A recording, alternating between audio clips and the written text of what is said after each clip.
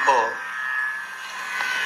सुंदर शरद पूर्णिमा की बहुत बहुत बधाई हो। बाबा विश्वनाथ की कृपा आप पर सदा बनी रहे। आ गया शरद पूर्णिमा की रात्रि। बड़े से बड़ी बीमारियां, बड़े से बड़े रोग, बड़े से बड़े बड़े कष्ट इस शरद पूर्णिमा की रात्रि को छूट जाते हैं। दमे की बीमारी, श्वास की बीमारी, अनिद्रा की बीमारी, रात्रि को जगना, ये सारी बीमारियां शरद पूर्णिमा की रात्रि को अगर व्यक्ति अपने जीवन को सुखमय बनाए, अपने जीवन को आनंदमय बनाए तो सब छूट सकते हैं। शरद पूर्णिमा की रात्रि को पीपल के पत्ते 5 लेकर उसके ऊपर खीर डालकर रात्रि को खा लेने से महाराज दमे की बीमारी, श्वास की बीमारी रुक जाती है। वो बीमारी बढ़ती नहीं है, उससे कष्ट नहीं होता। जिन बच्चों के नेत्र कमजोर होते हैं, रोशनी कमजोर होती है, शरद पूर्णिमा के दिन रात्रि को 12 बजे भगवान चंद्रदेव का दर्शन कराइए। 5 से 7 मिनट तक नयन मिलाए चंद्रदेव के साथ और बाद में एक पीपल के पत्ते पर खीर जो चंद्र के नीचे रखी हुई है उसी खीर को चटा दीजिए। फिर चंद्र का दर्शन कराओ, फिर खीर को चटा दीजिए। महाराज नयन की ज्योति बढ़ती है, नींद नहीं आती तो निंद्रा देवी प्रवेश करती है, निंद्रा अच्छी आती है, आनंदित होता है।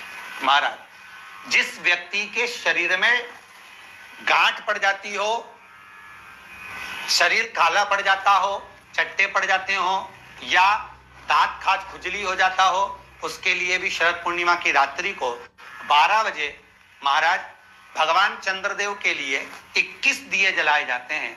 उस 21 दिए की कालोज एक थाली में इकट्ठी करी जाती है। कालोज को इकट्ठी कर शरीर में गाय के घी के साथ में जहां जहां जगह पर चट्टे हैं, गांठ है, वहां लगाया जाता है। उसको 5 या 7 दिन लगाइए। उसके बाद में रोज प्रतिदिन लगाने के आधे घंटे बाद स्नान कर लीजिए, आराम लगना प्रारंभ हो जाता है। आज शरद पूर्णिमा की रात्रि से लेकर कार्तिक पूर्णिमा की रात्रि के बीच में जो दामोदर भगवान का, कृष्ण का, शिव का मंगल आनंद करेगा, अभिषेक करेगा, पूजन करेगा, स्मरण करेगा, उसके सारे दुख दरिद्र दूर हो जाएंगे। रात्रि को आप बड़े प्रेम से खीर बनाओ, चंद्रदेव की साक्षी में रखो, भोग लगाओ भगवान श्री हरि को। बन सके अगर लक्ष्मी की कमी है, लक्ष्मी नहीं आ रही है, व्यापार नहीं चल रहा है, तकलीफ बहुत ज्यादा है, घर में कष्ट है, कर्जा ज्यादा है, तो एक तांबे के कलश के ऊपर, तांबे के कलश में पानी भरना, कटोरी रखना, उस पे लक्ष्मी जी की मूर्ति रखना। लक्ष्मी जी की मूर्ति नहीं हो तो चांदी का सिक्का रखना। उसके सम्मुख में आप 31 दीपक घी के लंबी बाती के जला देना। महाराज एक एक कमल गट्टा उस 31 दिए के अंदर डाल देना और लक्ष्मी जी का पूजन करना, लक्ष्मी जी का स्मरण करना, खीर का भोग लगाना, पान के पत्ते पर खीर रखना, 5 पत्ते पर खीर का भोग लगाना और माता लक्ष्मी से विनती करना। सुबेरे 4 बजे तक वो रखे रहने देना, सुबह 4 बजे वो उठाना, लक्ष्मी को वापिस तिजोरी में या सिक्का हो तो उसको अलमारी में रख देना। जो खीर बनी है वो प्रसाद के रूप में सुबह 8 बजे, 10 बजे, 9 बजे जब खाना हो प्रेम से खाना। माता जो दिए लगाए हैं वो ठंडे हो गए होंगे, उनको रखे रहने देना, बाद में काम आते रहेंगे, या दिए विसर्जन करना हो तो आपकी मर्जी है। पर वो मट्टी के दिए लगेंगे, आटे के दिए नहीं लगेंगे, मट्टी के दीप लगाना है आपको। 31 घी के दिए लगाना है। लक्ष्मी जी का पूजन करो, कंकु, चावल, हल्दी, मोली से, सब तरह से। शरद पूर्णिमा की रात्रि को सुख मिलेगा, आनंद मिलेगा, लक्ष्मी की वृद्धि होगी, कार्य सिद्धि होगी। दूसरा क्रम, अगर कार्तिक पूर्णिमा हो, शरद पूर्णिमा हो, ये दोनों पूर्णिमा पर शरद पूर्णिमा के दिन आप शाम को प्रदोष काल के समय 4:30 बजे से 6 बजे के बीच में 1 लोटा पानी, उसमें 5 बेलपत्र रखकर, एक कमल गट्टा डालकर भगवान चंद्रेश्वर महादेव के नाम से भगवान शंकर को चढ़ा दीजिए। आपकी जो कामना हो वो कामना कर चढ़ाएं, विनती करें चंद्रेश्वर महादेव को और निवेदन करें कि हमारा ये कार्य सफल हो। केवल शरद पूर्णिमा के दिन चढ़ाइए, कार्तिक पूर्णिमा तक क्या फल मिलता है हमको जरूर बताइए। भी शरद पूर्णिमा की रात्रि को और कार्तिक पूर्णिमा की रात्रि को गर्भवती नारी अपनी नाभि पर यदि चंद्र की दृष्टि पड़वा लेती है तो बच्चा विकलांग पैदा नहीं होता है। गर्भ से जो बालक होगा श्रेष्ठ होगा, विद्वान होगा, चतुर होगा, पढ़ने में होशियार होगा क्योंकि ये चंद्र की किरणें जब समुद्र में उछाल ला सकती हैं तो आपके जीवन में भी तरक्की ला सकती है, उछाल ला सकती है। शरद पूर्णिमा से कार्तिक पूर्णिमा के बीच में प्रयास करना। दुकान नहीं चल रही हो, व्यापार नहीं हो रहा हो, तकलीफें बहुत ज्यादा हो, घर में क्लेश जाता हो, अशांति ज्यादा हो, पैसे नहीं आ रहे हो, 1 रुपया कमा रहे 100 रुपए खर्च हो रहा, बहुत टेंशन है, तो शरद पूर्णिमा से कार्तिक पूर्णिमा तक एक हल्दी और कुंकू ये थोड़ा सा मंदिर में लेकर जाइए। हल्दी और कुंकू जरा जरा सा ले जाओ। अशोक सुंदरी वाली जगह पर पहले शंकर जी पे जल चढ़ा दो, अशोक सुंदरी वाली जगह पे जल चढ़ा दो, और वह हल्दी और कुंकू की एक एक बिंदी अशोक सुंदरी वाली जगह पर अपनी कामना कर कर लगा कर आओ। उसी में से वो हाथ जो तुम्हारा गीला है कंकु हल्दी का, वही हाथ लाओ, घर में प्रवेश करते समय अपनी देहली पर थोड़ा सा लगा दीजिए। शरद पूर्णिमा से कार्तिक पूर्णिमा तक कर कर देखो, उसके बाद में फिर बताना कि मेरा देव अधिदेव महादेव ने तुम्हारी झोली भरी की ना।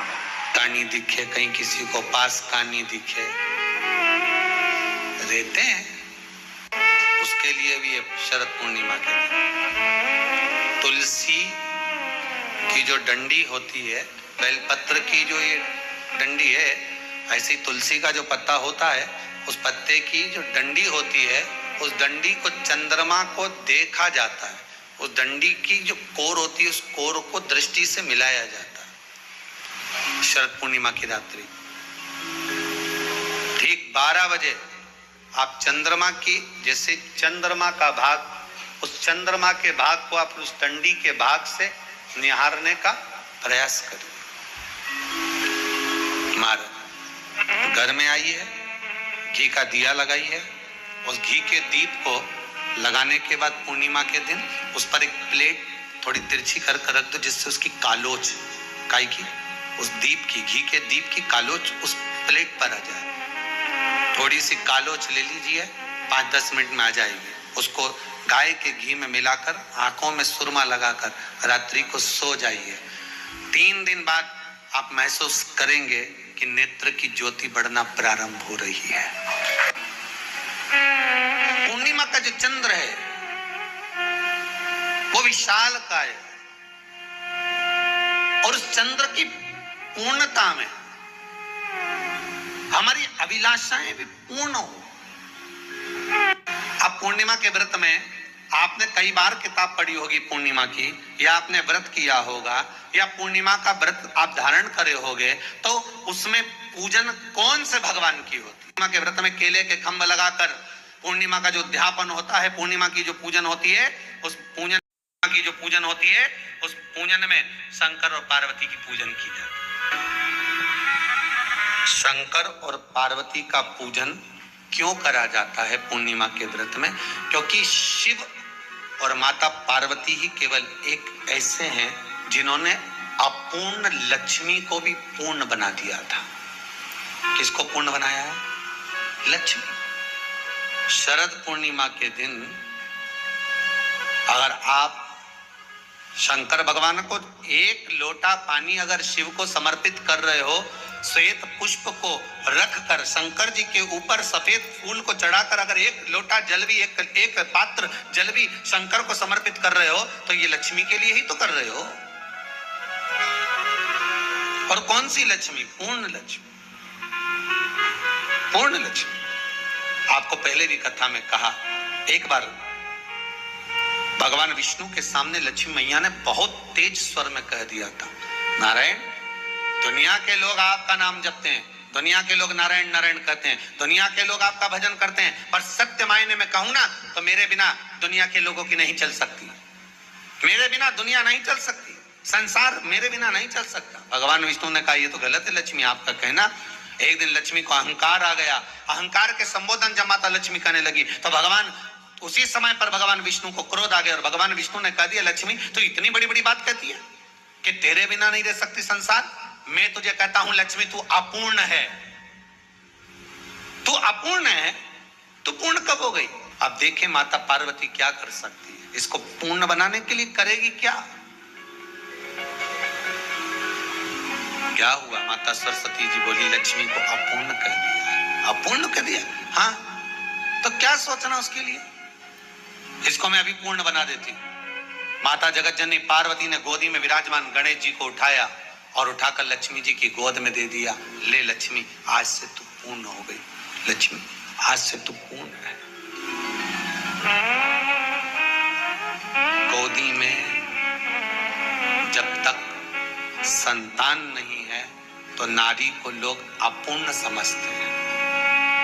पर माता पार्वती जी ने संपूर्ण ब्रह्मांड में एक सिद्धता प्रदान कर दी कि अपने गोदी के लाल को, अपने गोदी के पुत्र को माता ने लक्ष्मी की गोद में देकर लक्ष्मी को पूर्ण बना दिया। वो दिन कौन सा था? यही शरद पूर्णिमा।